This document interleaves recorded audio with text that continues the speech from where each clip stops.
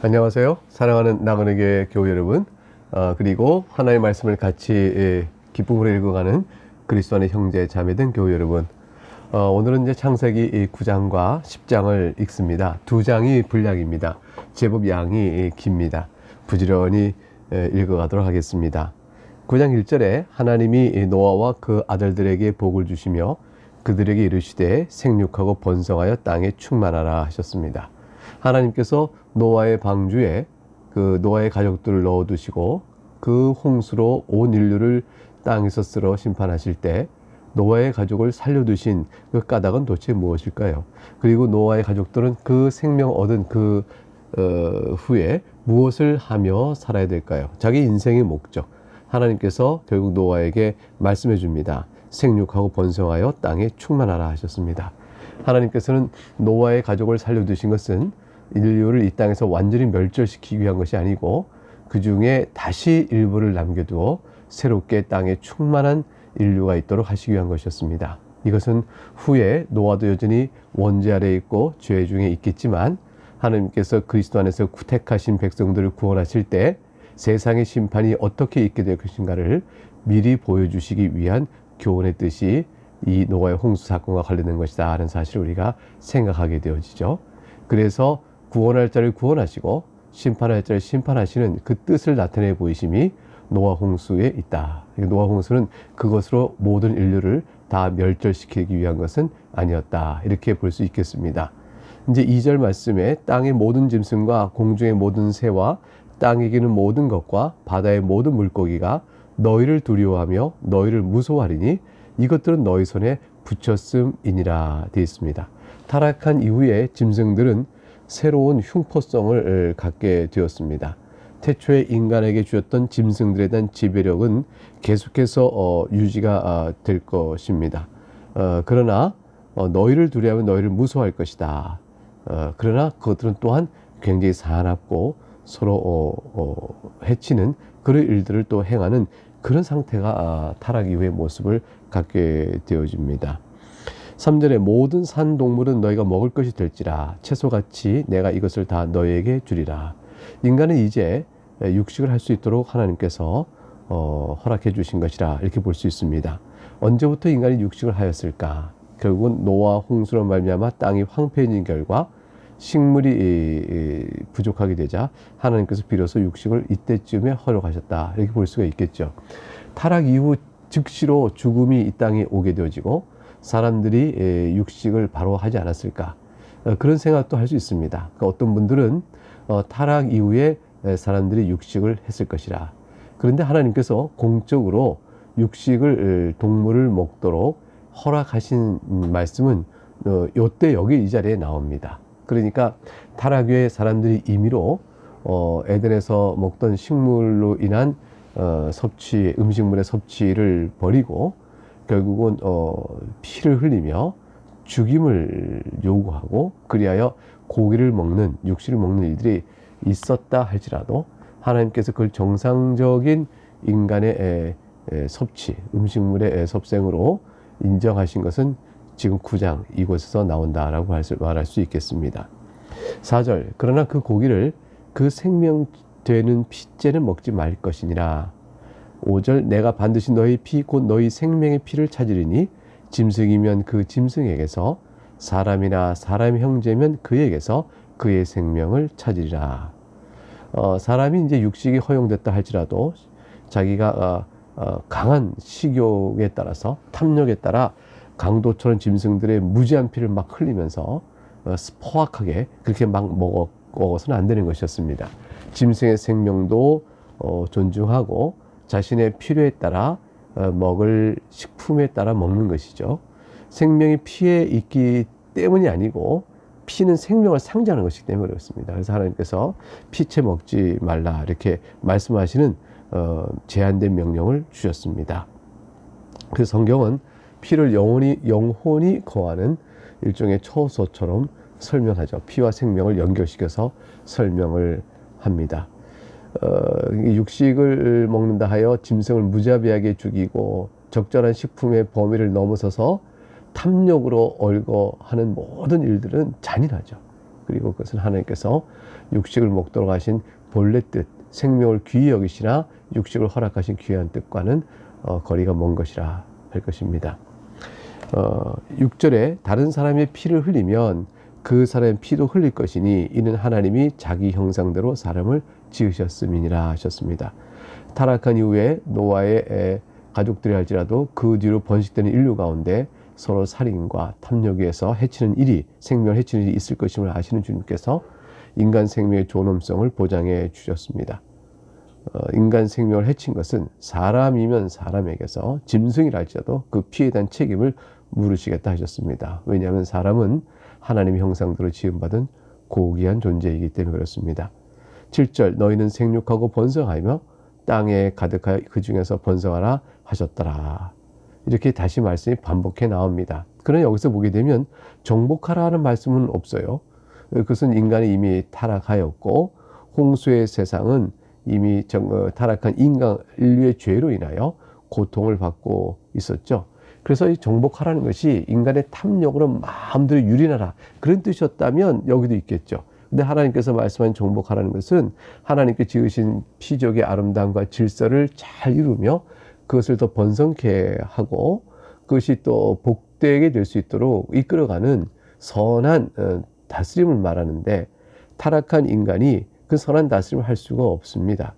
그래서 일정한 자연 질서를 하나님이 주신 형상에 따라 생각하고 또 이렇게 다스려가는 일정한 능력은 행하겠고 또 그런 권세가 있겠지만 그러나 피조계를 하나님 뜻에 따라 정상적으로 회복시키고 또 그것을 하나님 뜻에 따라 다스려갈 능력은 인간에게서 이제 상실됐다 이렇게 봐야겠죠. 하나님께서 정복하라는 명령을 여기서는 말씀하지 않은 뜻이 거기 있는가 그렇게 있지 않은가 이렇게 생각해 볼 수가 있습니다. 8절 하나님이 노아와 그와 함께한 아들들에게 말씀하여 이르시되 내가 내 언약을 너희와 너희 후손과 너희와 함께한 모든 생물 곧 너희와 함께한 새와 가축과 땅의 모든 생물에게 세우리니 방주에서 나온 모든 것 곧 땅의 모든 짐승에게니라. 내가 너희와 언약을 세우리니 다시는 모든 생물을 홍수로 멸하지 아니할 것이라. 땅을 멸할 홍수가 다시 있지 아니하리라. 하나님께서 9절에 특별히 노아와 그의 후손들 그리고 그와 함께하는 모든 생물들과 언약을 맺으십니다. 이것은 이제 하나님으로부터 보호가 있을 것임을 이제 말씀하시죠. 그것은 이제 비를 내려서 또 홍수 같은 일을 통해서 다시 이 세상을 멸하지는 않으시겠다. 땅을 멸할 홍수가 다시 있지는 않게 하겠다라고 이제 언약을 맺으셨습니다. 이것은 심판 자체가 없다는 것이 아니라 하나님께서 마지막 때에 불로 심판하실 그날이 올 때까지 물로 심판은 이와 같은 일을 다시 하지는 않으시겠다라는 뜻을 이제 보여주신 것입니다.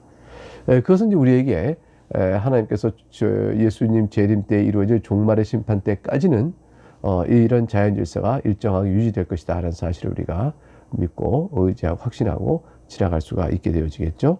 12절 하나님이 이르시되 내가 나와 너희와 및 너희와 함께하는 모든 생물 사이에 대대로 영원히 세우는 언약의 증거는 이것이니라. 하나님은 말씀으로 언약을 주실 뿐 아니라 언약의 표지인 무지개를 설정해 주셨습니다. 이 무지개는 성경 여기서 말하는 언약의 표지인 무지개는 하나님의 보좌를 상징할 때도 나타내 보여주고 있죠. 그래서 하나님이 보이신 무지개는 따라서 예사로운 것은 아닙니다.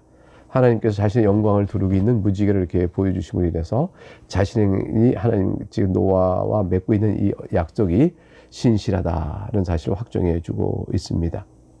자, 이제 13절부터 보게 되면 무지개가 17절까지 말씀을 무지개에 관한 언약의 증거와 관계돼서 계속된 이야기가 나오는데 말씀을 살펴보겠습니다. 내가 내 무지개를 구름 속에 두었나니 이것이 나와 세상 사이의 언약의 증거니라. 내가 구름으로 땅을 덮을 때에 무지개가 구름 속에 나타나면 내가 나와 너희와 및 육체를 가진 모든 생물 사이에 내 언약을 기억하리니 다시는 물이 모든 육체를 멸하는 홍수가 되지 아니할지라. 무지개가 구름 사이에 있으리니 내가 보고 나 하나님과 모든 육체를 가진 땅의 모든 생물 사이에 영원한 언약을 기억하리라. 하나님이 노아에게 또 이르시되 내가 나와 땅에 있는 모든 생물 사이에 세운 언약의 증거가 이것이라 하셨더라. 무지개는 이제 그 활의 모양처럼 생겼죠. 근데 활은 심판을 의미하거든요. 대적하는 자에게 진노하시는 하나님의 심판을 의미하는데, 무지개를 보여주신 것은 어떤 의미가 있을까요? 마치 활을 하늘에 걸어둔 것과 같습니다. 그런데 이제 활을 하늘에 두었다는 것은 내가 이걸 사용하여 심판하지 않겠다라는 뜻이 되어지죠. 그런데 무지개를 가만히 보면 이게 활 모양이라고 했을 때 시위는 아래쪽에 있고 활이 위쪽에 있는 모양 되잖아요. 이렇게 굽어져 있으니까. 그러니까 화살을 걸고 쏘면은 그 화살 방향이 땅을 향하는 게 아니라 하늘을 향해끔 나가게끔 무지개 모양이 되어 있죠. 그러니까 땅을 심판하지는 않으실 것이라, 이런 뜻을 이제 보여주시는 거예요. 화살이 이제 하나님 그 하늘로 향해 있으니까. 그래서 하나님께서는 오히려 진노의 화살을 우리에게 내어주지 않으시고 자신에게 향한, 하늘로 향한 형태가 되게 하심으로 훗날 사실은 무지개를 보게 되면 예수 그리스도의 대속의 은혜로 죄인들이 구원받는 그러한 의미를 우리가 살펴볼 수가 있게 되어진 것까지 무지개는 상징적 의미를 담고 있다, 이렇게 볼 수가 있습니다. 18절부터 보게 되면 방주에서 나온 노아의 아들들은 셈과 함과 야벳이며 함은 가나안의 아버지라. 19절 노아의 이 세 아들로부터 사람들이 온 땅에 퍼지니라. 이게 그러니까 노아는 이제 중시조가 된 셈인 거죠. 최초의 조상은 아담이지만 아담의 후손인 노아를 통해서 다시 온 인류가 번성되는 것입니다. 20절 노아가 농사를 시작하여 포도를 심었더니 포도주를 마시고 취하여 그 장막 안에서 벌거벗은지라. 노아가 술에 취했습니다. 그리고 벌거벗은 채 인사불성이 되어서 취해 누워 있었습니다. 이 노아가 이제 경건한 사람의 모습을 보이고 있지 못한 것이죠. 노아는 이제 인류가 자신으로부터 번성하여 하나님의 심판을 기억하고 하나님을 잘 경건하게 섬기며 하나님부터 내리시는 은혜 가운데 살아가는 그런 하나님 나라의 통치가 이루어지는 그런 나라를 이렇게 세워갈, 또는 그걸 또 전파할 그럴 책임이 있는 자라고 볼 수 있습니다. 왜냐하면 이 무서운 홍수의 심판을 목격한 자요, 아는 자요, 거기서 건진받은 자이기 때문에 그렇죠. 그런데 이제 노아도 결국은 이제 시험받아서 결국 이렇게 포도주에 취해서 인사불성되는 이런 불경건한 모습을 잊게 되어지고, 이걸 통해서 22절부터 보게 되면 가나안의 아버지 함이 그 아버지 하체를 보고 밖으로 나가게 됩니다. 그리고 그 두 형제에게 알리게 되어지죠. 그러니까 그다지 그 보기 좋은 모습은 아닙니다. 23절에 셈과 야벳이 옷을 가져다가 자기들의 어깨에 메고 뒷걸음 쳐서 들어가서 그들의 아버지 하체를 덮었으며 그들의 얼굴을 돌이키고 그들의 아버지 하체를 보지 아니하였다. 이게 이제 셈과 야벳이 가나안의 아버지 함과 차이가 난 행동이었다는 걸 우리가 알 수가 있습니다. 노아가 지극히 사랑하는 이제 막내 아들 함에게 통해서 이런 일이 나타나고, 사실 이렇게 되어지니까 이제 노아는 이제 24절에 술이 깨어 그의 작은 아들들 자기가 행한 일을 알고, 그리고 이제 이에 가나안은 저주를 받아 그 형제의 종들의 종이 되길 원하노라 하고, 이제 결국은 아끼는 아들이었지만 이런 상황 속에 죄가 임하고 또 저주를 또 하게 되어지는 이러한 좀 비참한, 그럴까요? 안타깝고 괴롭고 이런 모습이 당장에 나타나게 되어졌습니다. 술은 적당한 양으로 또 필요에 의해서 섭취되어야 하는데, 그것이 바로 이렇게 노아가 술이 취하여 인사불성 되어질 때 나타나는 현상들은 아름다운 결과를 낳지 못하게 된 것입니다. 26절 또 이르되 셈의 하나님 여호와를 찬송하리로다. 가나안은 셈의 종이 되고, 저주에 대한 얘기가 계속 이어지는 것이죠. 27절 하나님이 야벳을 창대하게 하사 셈의 장막에 거하게 하시고 가나안은 그의 종이 되게 하시기를 원하노라 하였더라. 홍수에 노아가 이제 350년을 더 살았습니다. 그리고 그의 나이가 950세가 되어 죽었습니다. 홍수가 시작될 때가 600세 때 이제 비가 내리기 시작하고 그렇지 않았습니까? 그러니까 350년 더 살았으니 950세가 되어 죽었습니다. 노아는 자신이 겪은 이 일, 또 이런 상황에서 굉장히 수치감을 가졌을 거예요. 하나님 앞에서 어떤 생명의 은혜를 내가 받았는데 이렇게 막내 아들 함이 실족하고 또 부패한 죄의 모습을 보였고, 이걸 통해 자신이 또 이와 같이 하나님의 저주를 말하게 되어지는 노아 입장에서는 마음이 아마 찢어지게 아팠을 것입니다. 그러나 결국 함의 죄악된 모습, 심판의 예를 내리지 않을 수가 없었고, 셈과 야봇은 축복했죠. 노아 자신이 자신을 탓했을 거예요. 굉장히 자신의 불찰을 탓하고 괴로움이 있었을 것입니다. 이제 창세기 이제 10장으로 가게 되면 노아의 아들 셈과 함과 야벳의 족보가 쭉 이어져 나옵니다. 홍수 후에 그들이 아들들을 낳았으니, 왜 성경이 이렇게 노아의 그 자손들을 쭉 적는 10장에 앞서서 노아가 술에 취해서 있었던 모습을 우리에게 이렇게 알리고 있을까요? 그것은 이 노아의 그 후손들의 기록인 10장에 쭉 이어지는 이 전체 후손들이 어떠한 영적 성격을 갖고 살았을까? 그것들을 보여주는 시각의 한 예로 노아 자신의 그 불경건 모습을 보여준 거죠. 그래서 이제 노아의 그 상태, 술 취한 상태의 모습은 사실 노아의 후손 전체가 어떤 영적 성격을 갖고 가는가에 대한 하나의 표시와 같다, 이렇게 볼 수 있습니다. 노아 이후의 세대는 노아와 같이 경건한 사람이라도 결국 무너진 시험과 미혹들이 있다. 그래서 노아의 후손들 자체는 결국은 인간이 죄로 인해서 무너져버린 부끄러움과 수치의 모습을 가끔 나타내보게 될 것이다 라는 이제 이 역사의 한계를 보여주고 있다 볼 수 있습니다. 결국 그것은 이제 어떤 인간도 노아의 후손 전체 인간이 다 하나님의 긍휼과 자비를 바라며 살 뿐이다 라는 사실을 우리에게 보여주죠. 노아도 예외가 아니고 그의 아들도 예외가 아니고 그의 후손들도 예외가 아니다 라는 사실을 우리에게 알려준다 볼 수 있겠습니다. 2절부터 이제 보겠습니다. 야벳의 아들은 고멜과 마곡과 마대와 야완과 두발과 메덱과 디라스요. 고멜의 아들은 아스그나스요 와 리박과 도갈마요. 야완의 아들은 엘리사와 달시스와 기팀과 도다님이라. 이들로부터 여러 나라 백성이 나뉘어서 각기 언어와 종족과 나라대로 바닷가의 땅에 머물렀더라. 함의 아들은 구스와 미스라임과 북과 가나안이요. 구스의 아들은 스바와 하일라와 삽다와 라마와 삽드가요. 라마의 아들은 스바와 드단이며, 구스가 또 니므롯을 낳았으니 그는 세상의 첫 용사라. 그가 여호와 앞에서 용감한 사냥꾼이 되었으므로 속담이 이르기를 아무는 여호와 앞에 니므롯같이 용감한 사냥꾼이다 하더라. 이 니므롯이라는 사람이 나오는데, 함이 구스를 낳고 구스가 또 님을 낳았는데, 구스는 이제 아마도 에티오피아 원주민일 것이라고 이제 생각을 하죠.